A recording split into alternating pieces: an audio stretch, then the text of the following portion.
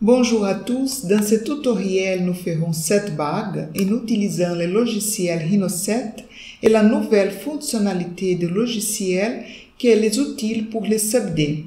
Alors je vais passer pour l'ombré. Ok. Cette bague a une décoration sur le dessous et l'anneau en forme de Y qui se connecte à la partie supérieure. Cette bague est très émoussée, qui est la caractéristique du subdé. Cette ligne rouge est la ligne de symétrie. Comme l'objet est symétrique, nous faisons la construction dans un côté et de l'autre se fait automatiquement. Alors, commençons à modéliser ces modèles. Alors, je commence par le design d'une ellipse sur la vue de dessus. Alors, je prends ellipse diamètre, point de départ 0, entrée, fin du premier as 4, entrée, et je clique vers haute avec le bouton gauche de la souris, et après ça, fin du deuxième as 2, entrée, et je clique vers la droite. Alors, je vais extruder la courbe en utilisant le menu du subdé. Alors, subdé, extrude une courbe droite, entrée, distance d'extrusion 1, entrée, et alors nous avons dans la propriété un objet subdé. Ok? Alors nous pouvons supprimer l'ellipse et je vais faire une ligne de référence. Alors je prends une ligne avec quad activé, je clique sur ce quad là.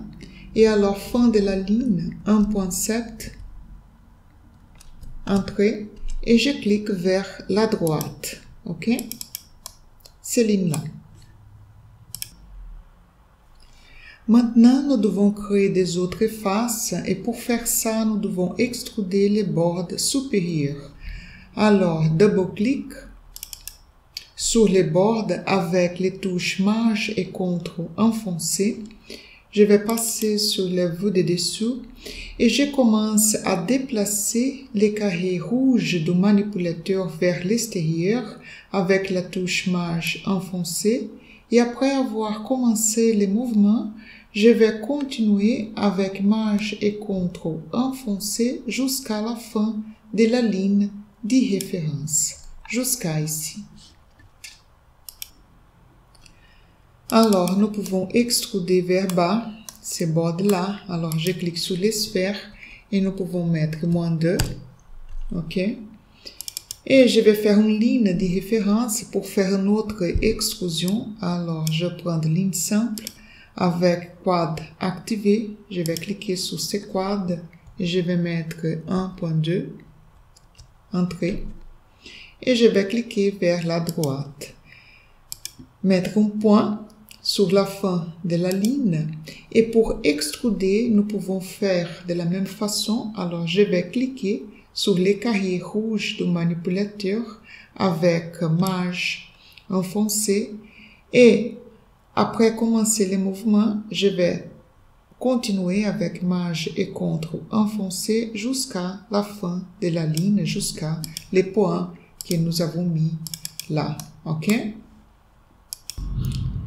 Alors, nous pouvons supprimer tous les points et toutes les lignes. Alors, je vais sélectionner et supprimer, sélectionner les lignes et supprimer.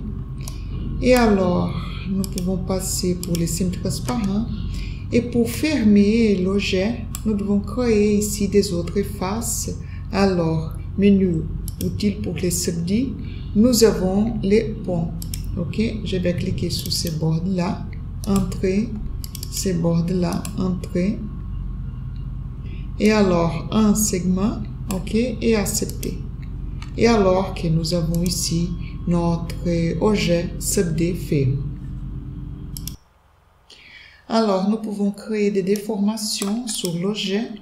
Je vais sélectionner ces bords-là, toujours avec Maj et CTRL enfoncé. Et nous pouvons déplacer 0.5 vers haute. Et alors, nous pouvons sélectionner également ces deux faces ok, et vers haute 0,5. Et après ça, je vais faire une rotation, ok, ici, dit 30. Ok, et nous avons notre élément déformé. Et sur la vue de dessus, je vais sélectionner et aller vers haute 5 mm. Et après ça, je vais faire une rotation. 0, entrée, je vais cliquer vers haute et 45. Ok. Et alors que nous pouvons créer des autres éléments, alors transformer matrice polaire, sélectionner l'objet, centre 0, nombre 4. Entrée, entrée, entrée. Et voilà que nous avons tous les éléments pour continuer. Alors que nous pouvons connecter les éléments, ok, et nous pouvons utiliser dans le menu subd pont, ok, pour créer un pont entre deux faces. Alors, je vais cliquer sur cette face-là avec CTRL image enfoncée, entrée, et après ça, je vais cliquer sur cette face, entrée, un segment, c'est bon, accepter. Et voilà. Et je vais faire les mêmes choses ici. Alors, je prends le pont. Je vais cliquer sur cette face, entrer. Sur cette face, entrer. Un segment, accepter. Et une autre fois pour connecter ces éléments. Alors, pont. Je vais prendre cette face, entrer. Cette face, entrer. Accepter. Et alors que nous pouvons utiliser la symétrie pour faire de l'autre côté, ok, pour copier de l'autre côté. Alors, ici, je prends de réfléchir. Je vais cliquer sur l'objet, l'axe Y, ok, et les côtés de conserver, je vais cliquer sur ces côtés ici, entrer, ok, et alors que nous avons là, l'autre côté copié automatiquement. Et ici, nous avons la ligne rouge pour la symétrie. Alors, si nous voulons, nous pouvons avoir un petit peu d'espace au centre du dessin. Pour faire ça, nous pouvons déplacer les faces. Alors, je vais cliquer sur ces faces ici et déplacer moins 0,3. Les mêmes choses sur cette face ici, 0,3. Et sur ces faces ici, 0,3. OK. Et alors que nous pouvons créer sur la vue de face un cercle pour la taille de la bague. Alors, je prends un cercle, centre 0, diamètre 18. Et je vais déplacer, ok, les dessins vers haute jusqu'à où commence les cercles, jusqu'à ici. Et voilà. Et alors, sur la vue de droite, nous pouvons faire un petit cercle pour la section. Alors, je prends le cercle du diamètre, point de départ avec quad activé, je vais cliquer sur ce quad-là. Fin du diamètre 2,5. Et voilà. Et alors que nous pouvons créer la bague par balayage en rail en utilisant les menus du subd. Alors, je prends le balayage subd en rail, les rails et les cercles pour la taille et la courbe de section. Entrée. Ici, pour les segments, ok, sur les deux directions, nous pouvons avoir 8, 8, c'est bon. Accepter. Et voilà. La décoration, je vais cacher un moment. Et ici, nous pouvons sélectionner tous ces faces-là et supprimer. OK? Alors, je vais mettre la partie supérieure pour continuer. Alors, nous pouvons avoir la symétrie sur la bague aussi. Alors, sur les menus de subd, je vais prendre réfléchir, cliquer sur la bague, l'axe Y. Les côtés à conserver, je vais cliquer sur ces côtés-là, entrer. Et voilà que nous avons la symétrie sur la bague. Et pour fermer, ok, la bague, je vais sélectionner les bords avec Maj et CTRL enfoncé. Je prends les bords et je vais utiliser remplir. Ok, entrer. Et nous avons ici les faces et de l'autre côté automatiquement.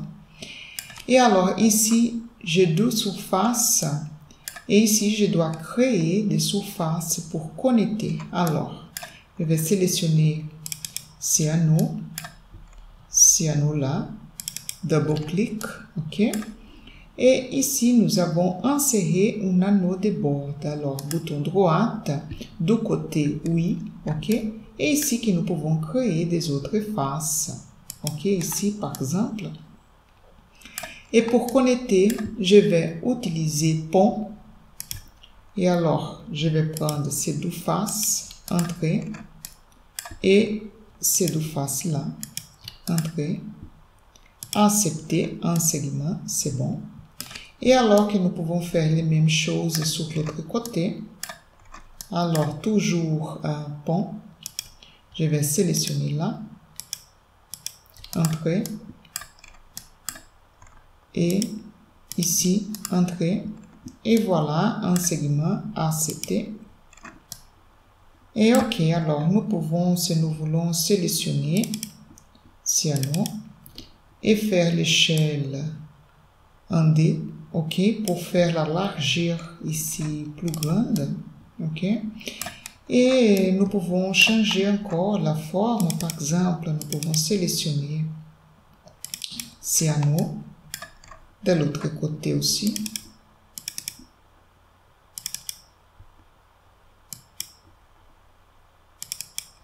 Et aller vers haute. Et voilà.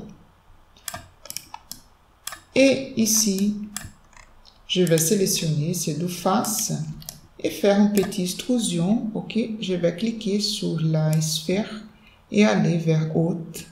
Ok, pour créer une petite extrusion. Alors, nous avons terminé l'exercice. C'était la proposition de ce tutoriel, construire cette bague. Merci beaucoup, au prochain et au revoir.